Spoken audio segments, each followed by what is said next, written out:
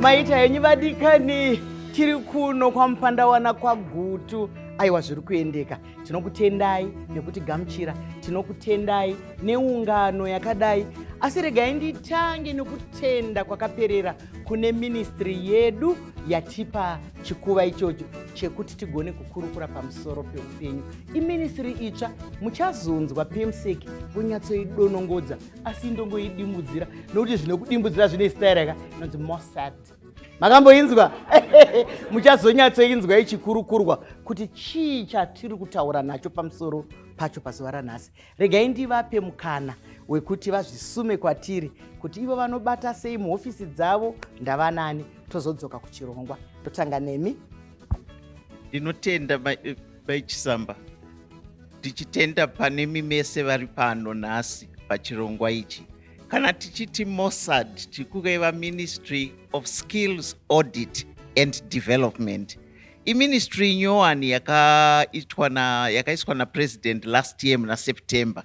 Vachitarisa kuti munyika muno tine education, tine employment. But pakati apa, ngatione kuti vanhu ava vanogona here, vane ukwanisiwe here nehunyanzvi hwokuita mabasa ari kudiwa munyika. Chimbova uchirei maoko vangotaura izvozvo chete. Ndakuda kuti vachitaura zita ravo. Inini ndinonzi Rudo Chitiga, ndini Permanent Secretary, munyori mukuru weMinistry yeSkills Audit and Development. Tinokutendai nouvepo. Ndouya pakati. Ndinotenda Mai Chisamba, ndinotenda Permanent Secretary Ambassador Rudo Chitiga. Ini ndinonzi Dr. Ed Mopa zvakavambwa Secretary for Provincial Affairs and Devolution muno mumasvingo. Tinokurudzira, tinomhanya nenyaya dzedevolution. Zvese zviri kuitika izvi toda kuona kuti isu sedunhu remasvingo tinokwana-kwanawo sei. Ndizvozvo, vauchirei maoko. Makwana-kwana kana matoona chirongwa chino chauya ndokukwana. Tinotenda Mai Chisamba, indonzi Erina Chinyengetere, ndakamiririra ma-Vocational Skills Training Centers ari muMasvingo Province. Ngativauchirei maoko. Ngatipindei munyaya yedu, ngaiparurwe kuti tigoona kuti tinobata sei. Ndakuya kuna PMSEC. Zvakoshei kuti pamukana uno tikurukure pamusoro penhau yemaskills nezvese zvinodana nyaya yedu. Kana tichitarisa Vision 2030 yakataurwa naPresident vedu, tichitarisa patiriko zvino, tiri kuona kuti tinenge tisina vanhu vanokwanisa kuti tisvike netakakwana. Tine zviwanikwa zvinowanikwa muno, munowanikwa lithium, munowanikwa gasi, asi hatina ungwaru hwekukwanisa kugadzira zvinhu izvi. Tikungoendesa marori nemarori ematombo kune dzimwe nyika, but hatina udzidzi hwekugona kugadzira zvinhu. Asi tine mayunivhesiti hatiinawo. Tine vana vedu vari kushaya mabasa, vari kungoenda kune dzimwe nyika vakawanda. Tine vamwe vari kubvawo kuyunivhesiti asi mabasa havana. Saka zvinhu izvi toda kutarisa kuti chii chatinoda kugadziridza kuti zvinhu zvedu zvidini zvinge zvakarongeka. Mashoko akanaka naye ekuparura. Mukutaura kwavanga vachiita, ndaona sevanhu isusu senyika tiri kukanga mbeu. Munoziva kana munhu akakanga mbeu haagone kudzokera kumunda nokuti akadya mbeu. Vataura kuti tine zviwanikwa zvakawanda, tine zvinhu zvedu zvatiinazvo, asi hatisi kugona kunyatsozvigadzirisa. Saka zvaakuenda kumweka, zvaakuenda kumwe, zvaakuzodini. Saka ngatirambe takateramira tinzwe tofamba sei. Ndeye kwamuri baba. Ndinotenda Dr. Chisamba. Kana muchinzwa mukuru wenyika achitaura mukanyatsotereresa vachitaura zveVision 2030, havasi kuti knowledge based.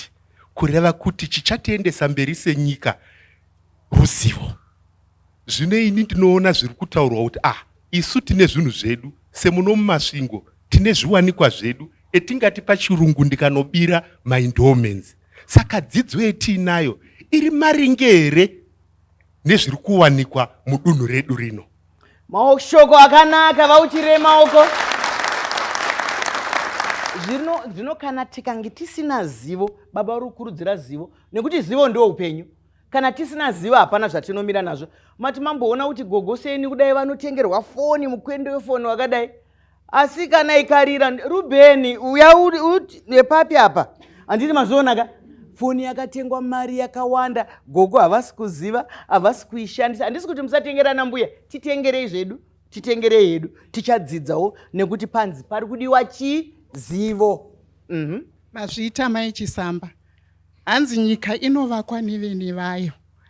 Zvaonekwa kuti nyika inofanirwa kuvakwa nevene vayo, ndokuitwa ma-vocational skills training centers anovandudza mubato wemaoko wevana avo vanonzi vana ma-5 levels. Ndo kwatiri kuvandudza mubato wemaoko evana vachivaka nyika yavo. Mashoko makukutu. Iprogramu yakabatana, programu yakasimba. Nekuti vana vedu vazhinji ukamubvunza sonzi ndakapedza chikoro. Chikoro hachipereka, ndondopera. Chikoro hachiperi. Asi mwana anenge achifunga kuti kana asvikawo padanho rekuti O level, anoita zvinobatika. Mubereki ndozvaanotarisawo, kafizi kaya, kamari kenzungu kaya katakaita. Saka ndozvavari kuti ivo vana vedu ivava vatinavo yava, kunyange vasina kuzoenda chikoro chekumberi, kunyange vakaenda kuchikoro chekumberi, vari kuita here zvine pundutso zviri kuvapa upenyu, kwete kuti vaite nyaya iyeye yakambotaurwa svondo rakapera iya. Saka ngatipindei muchikamu chechipiri. Ndiri kuya kwamuri ndinzwe kuti imimi munofungei, tozviita sei, mune nyanzvi munomu, kumberi kwese kunoku kwakagara vanyanzvi. Saka sunungukai kubvunza mibvunzo yenyu kuti ibatwe. Naye ngatisanganei muchikamu chinotevera.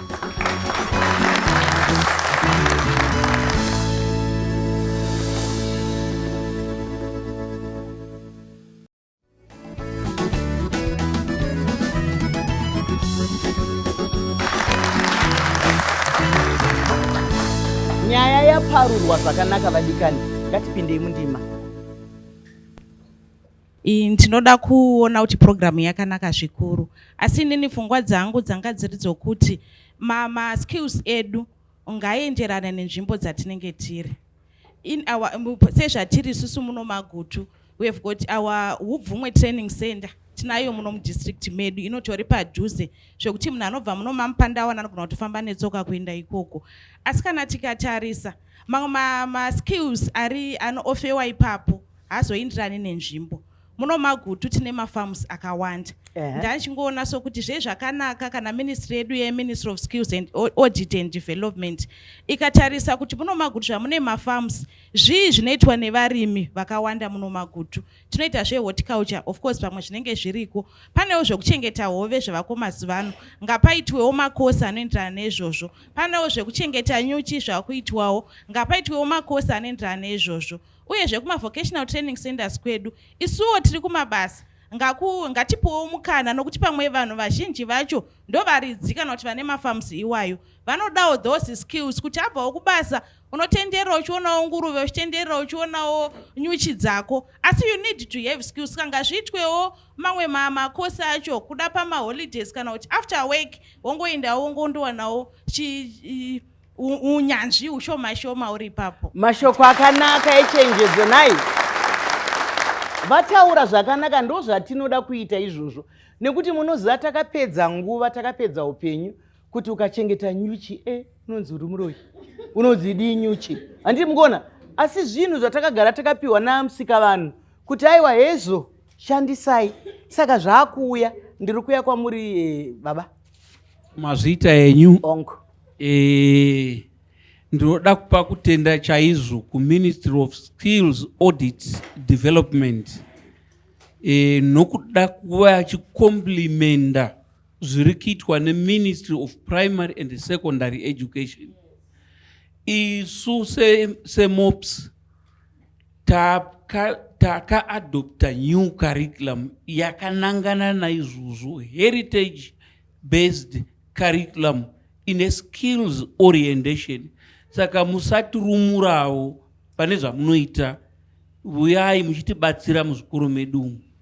vana vedu kana vobuda muzvikoro vasangomanyira kunotengesa airtime chete, havawanewo zvazvitaurwa somuenzaniso kunoti uchi hunoproceswa sei, somuenzaniso madomasi tiri kurima akawanda tomaita sei kuti kana akaita off season todini, somuenzaniso ikonomi mazhanje mashoko aya akutopera.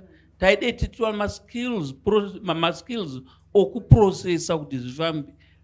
It's part and parcel of our heritage based curriculum. So musati ramwa avo vedu we rambai munesu. Ndizvozvo mashoko akanaka.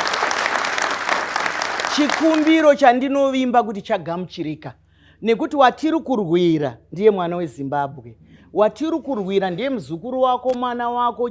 Hapana chinorwadza mhuri kuona vana vachiritaira, kuritaira pasina zvavari kuita, kuritaira ukavatarisa kudai kuti ndiyoyo nyika yamangwana herei. Vamwe vacho vanenge vakapfeka mazibhurugwa aya anenge ane mweya madhiropi aya vachigutsikana nezvavari kuita. Ukavaona vakagara pamabhiriji paya ukavabvunza kuti ko zvaita senzi tiri kumira mudhara kana atila ndozotora imba. Zvino mudhara atile ka, ivo ndo vachatila kana vachinge vasina kuita sei kubata zvinhu zvinovapa upenyu. Ndofunga takambonzwa tese zvichitaurwa zvatombotaurwa na permanent secretary kuti leaving no one behind, no one and no place behind. Saka takatarisa ku training yama skills, hurumende yedu iri kutraya, iri kuedza napose kuti ikwanise kusvika nzvimbo dzose ibate munhu wese. Saka ku Ministry of Higher and Tertiary Education pane program yatakapiwa nehurumende inonzi Integrated Skills Expansion and Outreach Program, yokuti iyoyo tinoenda kunzvimbo dzose. Vanofundisa malecturer anobva muklasi vachienda kunodzidzisa kunzvimbo dzese dzinedza kwate taona. Tomboti kune clinic inoda kunozeva padhuze kuno kwa Mpandawana. Totora malecturer kana ipamasvingo polytechnic ndo for example oenda ikoko paclinic apa vanenge vangwadza mamaterials avo ese. Tasvika ikoko tobva takurudzira vakuru venharaunda iyoyo kuti vatitsvakire mayouth atotrena, nokuti pakutrena ipo patovaka ipapo hatisi toda kusiya mudhuri chete, toda kusiya mudhuri nemaskills anozoshandiswa nevanhu vemudunhu imomo. Nokuti kana kuruti nokuti toita maskills akaita seplumbing, building, carpentry, zvokuti lese tavaka pane munhu aroda zveplumbing, haazonetseki kuti awane munhu anoita zveplumbing mudunhu imomo. Saka toitasiya maskills kwese kwatei taenda, ndo kushanda kwatiri kuita. Mashoko akanaka etsanangudzo. Mufunge nzvimbo yese ngaizvikwanire, ndo zvinotaura mashoko akadaro. Nzvimbo yese ngaizvikwanire kuti ukafunga kuita chimwe chinhu uri kwaMupandawana zvese zvinopera, musina kuita kunge kuti vekwaHarare dai vanga vari pano, vekwaMutare dai vanga vari pano, nokuti ndizvo zviri kuedza kuti zviitwe.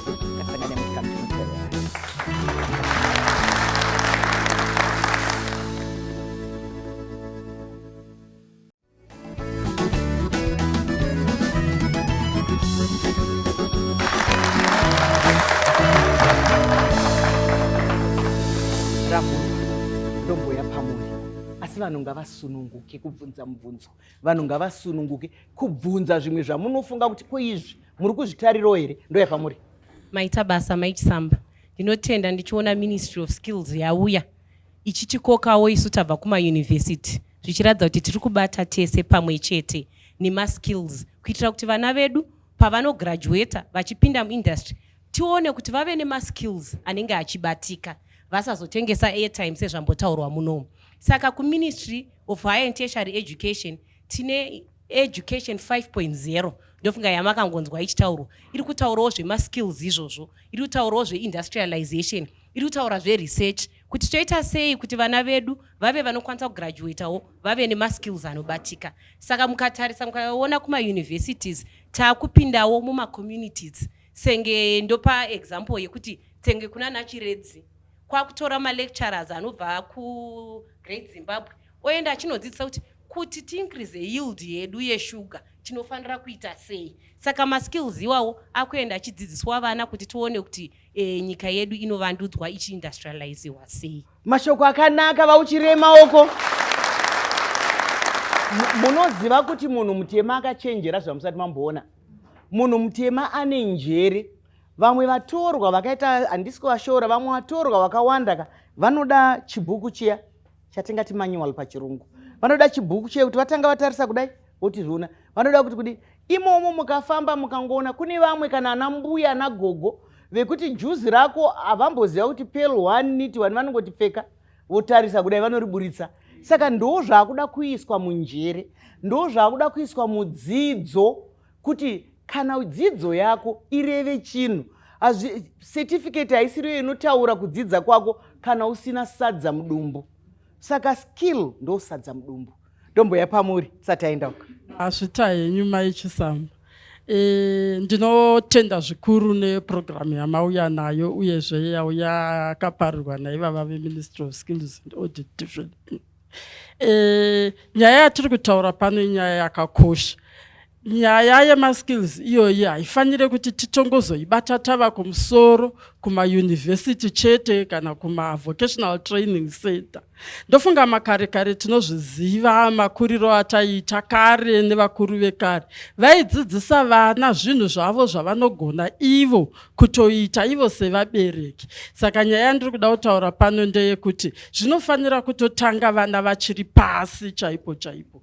Tapa tiri kutaura zvetalent identification chaizvo kuti tinofanira kubva tatoona vana vachiri vadiki kuti zvavanogona ndezvipi, tigovatanga kuvabatsira vachiri pasi saizvozvo kuitira kuti pavanotosvika kumusoro uku vanenge vava kutongoveza unyanzvi hwavo kuti huzonyatsobuda. Saka nekudaro tinofanira kutopromota zvakanyanya kukurudzira kubva vana vachiri pasi chaipo. Izvi zvinotobata kuti zvinoda kuti tite mushandira pamwe kuti chero vabereki chaivo vari kumba vanofanira kukurudzira nhau idzi vachisapota vachikurudzira uyezve nekutsigira nekuwanisa kuti vana vawane zviwanikwa zvinoita kuti tigone kukurudzira zvirongwa izvozvo. Izvozvo mashoko akanaka ari kutaurwa ikurudziro nai.